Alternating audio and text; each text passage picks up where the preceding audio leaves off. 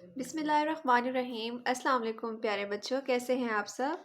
उम्मीद करती हूँ आप सब खैरियत से होंगे।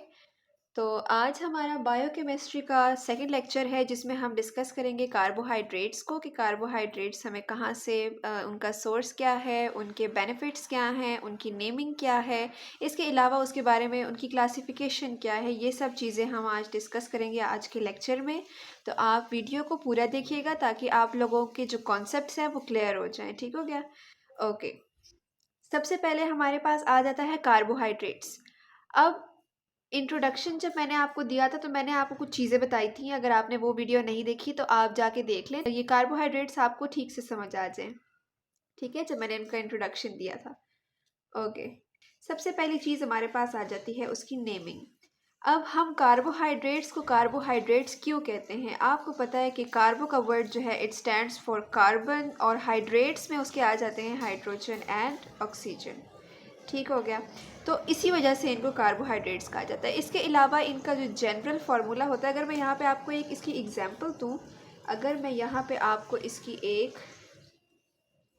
एग्जाम्पल दूँ C6H12O6। अब बच्चों यहाँ पे आपने गौर करना है C6H12 एंड O6। अब आप यहाँ पे गौर करें कि यहाँ पे कार्बन भी है, हाइड्रोजन भी है, ऑक्सीजन भी है, और ये किसका फॉर्मूला है, ग्लूकोज का। किसका फॉर्मूला है प्यारे बच्चों, ग्लूकोज का। अब देखें, आप यहाँ पे गौर से देखें कि अगर हमारे पास एक चीज़, मैं आपको यहाँ पे एक इम्पॉर्टेंट चीज़ जो मैं आपको बताने जा रही हूँ वो ये है कि कार्बोहाइड्रेट्स जो है वो वाटर के अंदर डिज़ोल्व हो जाते हैं, लेकिन जो हमारे पास लिपिड्स होते हैं वो डिज़ोल्व नहीं होते। क्यों नहीं होते? क्योंकि लिपिड्स के अंदर जो ऑक्सीजन की जो उसके मॉलिक्यूल्स हैं वो कम होते हैं। ठीक है, तो ये हमारे पास एक इम्पॉर्टेंट क्वेश्चन बन जाता है। जो बच्चे फेडरल बोर्ड से पढ़ रहे हैं उनको पता है कि हमारे पास SLO बेस्ड क्वेश्चंस आते हैं, तो उनके लिए ये एक इम्पॉर्टेंट चीज़ है। Why are lipids not soluble in water but carbohydrates are, although they have carbon, hydrogen and oxygen. तो इसका एक आंसर ये है कि आपके पास जो ऑक्सीजन के मॉलिक्यूल्स हैं वो कार्बोहाइड्रेट्स में या तो कार्बन से सिमिलर होंगे या फिर बहुत कम, थोड़े उससे थोड़े से कम होंगे, लेकिन जो हमारे पास लिपिड्स होते हैं उसमें ज़्यादा कम होते हैं ऑक्सीजन के molecules. Then we have the general formula for carbohydrates. Carbohydrates का जब भी हम फार्मूला फॉर्म करेंगे तो CnH2O से करेंगे, और ये N जो है हमारे पास आपको पता है 1 2 3 and so on, it can be of any number. ठीक हो गया। ओके, नेक्स्ट हमारे पास आ जाता है कि कार्बोहाइड्रेट्स की मॉडर्न डेफिनेशन क्या है। जी, मॉडर्न डेफिनेशन बोलती है, बताती है हमें कि they are polyhydroxy compounds of ketones and aldehydes.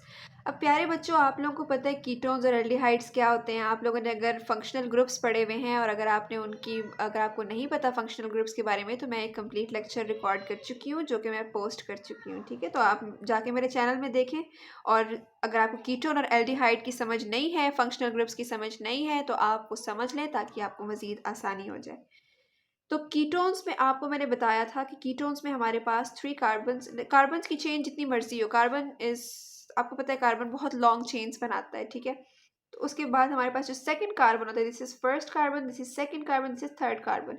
इसमें सेकंड कार्बन पे हमारे पास O के साथ डबल बॉन्ड होता है। ठीक है, और एल्डिहाइड्स में क्या होता है, एल्डिहाइड्स में हमारे पास यहाँ पे रेडिकल होता है, यानी हमारे पास यहाँ पे किसी भी किस्म का एल्केन, एल्कीन, एल्काइन कुछ भी लग सकता है यहाँ पे। ठीक हो गया।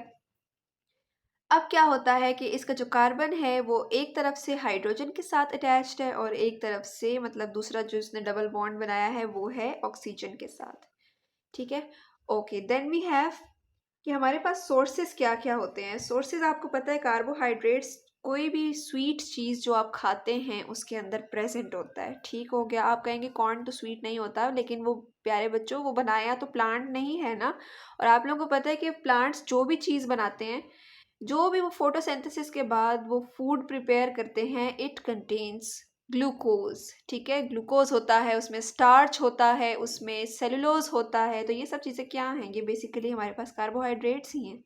ठीक है, तो सोर्सेज में हमारे पास आ जाते हैं honey combs, corns, dairy products. इसके अलावा जो चीज़ मैं मेंशन कर दूँ यहाँ पे, वेजिटेबल्स एंड फ्रूट्स। ठीक हो गया, ये चीज़ें भी होती हैं हमारे पास। अच्छा, अब हम इसकी क्लासिफिकेशन पे आते हैं। कार्बोहाइड्रेट्स की टाइप्स किस किस्म की होती हैं? तो क्लासिफिकेशन में जाने से पहले आपको ये पता होना चाहिए कि इसका मोनोमर जो होता है वो क्या होता है, वो सेक्राइड होता है। ठीक है, इसका मोनोमर क्या है, सेक्राइड है इसका मोनोमर। तो अगर उसमें वन मॉलिक्यूल होगा तो मोनोसेक्राइड, क्योंकि मोनो का मतलब ही होता है वन। ठीक है, मोनोसेक्राइड का मतलब है इसमें वन मॉलिक्यूल है। अगर तो इसमें टू मॉलिक्यूल्स हैं तो वो हो जाएगा disaccharide, because di stands for two. ठीक हो गया। फिर ओलिगोसेक्राइड में क्या होता है? अच्छा, ये दोनों वैसे तकरीबन चीज एक ही है, 2 से लेकर 9 तक। अगर 2 मॉलिक्यूल्स होंगे तो डाइसेक्राइड होगा, अगर 3 से लेकर 9 तक होंगे तो वो ओलिगोसेक्राइड में आ जाएगा। ठीक हो गया। फिर आता है पॉलीसेक्राइड। पोली का आपको पता है क्या मतलब होता है? पोली का मतलब होता है मैनी। पोली का क्या मतलब होता है बच्चों? मैनी। मैनी का मतलब, अब यहाँ पे हमारे पास जो सेक्राइड्स हैं they are many in number, और मैनी 10 से लेकर 100 तक हो सकते हैं ये। ठीक हो गया। आगे जाने से पहले अगर हम देखें, हम लोग इसमें अगर हम लोग इसका डिफरेंस देखें हम लोगों को, क्योंकि ये अक्सर पेपर में आता रहता है कि मोनोसेक्राइड या डाइसेक्राइड का डिफरेंस लिखें या फिर पॉलीसेक्राइड मोनोसेक्राइड का लिखें। तो उसके लिए मैंने, क्योंकि आप लोगों से वादा किया है कि मैं आपसे इंपॉर्टेंट चीज़ें हमेशा शेयर करूँगी, तो आप लोगों ने इस चैनल को सब्सक्राइब कर देना है ताकि आप लोगों को इंपॉर्टेंट टॉपिक्स मिल सके। तो अब हम देखेंगे मोनोसेक्राइड, डाइसेक्राइड और पॉलीसेक्राइड में डिफरेंस क्या है। लेकिन उससे पहले मैं आप लोगों को मोनोसेक्राइड, डाइसेक्राइड और पॉलीसेक्राइड की कुछ एग्जांपल्स देती चलूं। तो इसमें हमारे पास एग्जांपल्स में आ जाती हैं जी। मोनोसेक्राइड की एग्जांपल में हमारे पास आ रही है ग्लूकोज। ठीक हो गया। ग्लूकोज के साथ साथ आ जाता है जी फ्रक्टोज,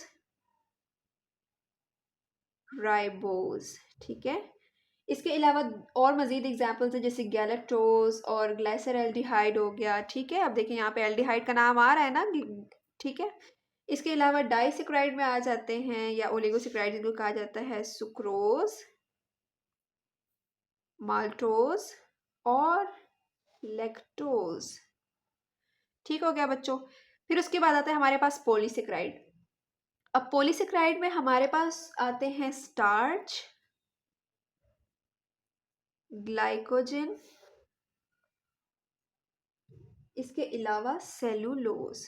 अब सेलुलोज आप लोगों को पता है कि वो खुद तो डाइजेस्ट होता नहीं है। ठीक है, हम खा तो लेते हैं, हम खा लें या फिर जैसे लीफी वेजिटेबल्स जो होती हैं उनके अंदर सेलुलोज प्रेजेंट होता है। अब आप लोगों को पता है सेलुलोज जो है खुद तो डाइजेस्ट होता नहीं है, लेकिन वो क्या करता है, जब हम उसे खाते हैं तो उसके बाद वो हमें डाइजेशन में हेल्प करता है। ठीक है, और आपको पता है वो क्यों करता है। ओके, नेक्स्ट हमारे पास अब डिफरेंस आ गया। अब आप लोगों को एक चीज़ तो मैंने सबसे ऊपर मैंने आपको यहाँ पर क्लियर कर दी थी कि हमारे पास जो ये मोनोसेक्राइड्स होते हैं इसमें वन मॉलिक्यूल होता है। किस चीज़ का जी? सेक्राइड का वन मॉलिक्यूल होता है। डाइसेक्राइड में 2 से लेकर 9 तक। तो यही चीज़ अगर आप सेंटेंस की फॉर्म में लिखते हैं तो आपका एक पॉइंट और मज़ीद इनमें ऐड हो जाएगा। ठीक है, इसमें अगर आप लिखते हैं, इसमें लिखते हैं और इसमें लिखते हैं। सेकेंड पॉइंट अगर मैं आपके साथ डिस्कस करूं तो वो क्या बनता है? वो बनता है कि ये हाइड्रोलाइज नहीं होते। ओके, हाइड्रोलाइज नहीं होते ये। ठीक हो गया। डाइसेक्राइड्स जो होते हैं ये भी हाइड्रोलाइज नहीं होते, क्योंकि जाहिर है इनके मॉलिक्यूल्स ही इतने कम है, तो ये कैसे हाइड्रोलाइज होंगे? ठीक हो गया।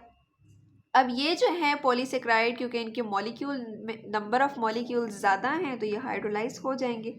ठीक है।